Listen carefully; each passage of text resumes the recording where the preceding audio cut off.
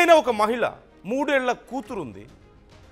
ప్రియుడితో తను ఇష్టం వచ్చినట్లుగా తిరుగుతూ ఒక అక్రమ సంబంధాన్ని పెట్టుకొని కూతురు అడ్డొస్తుందని అతను చెప్తే, నీ కూతురు నాకు అడ్డుగా ఉందని చెప్తే, ఆ 3 ఏళ్ల కూతుర్ని కన్న తల్లే బలిచ్చినటువంటి ఒక దారుణ ఘటన గురించి ఇప్పుడు నేను మీకు చెప్తున్నాను.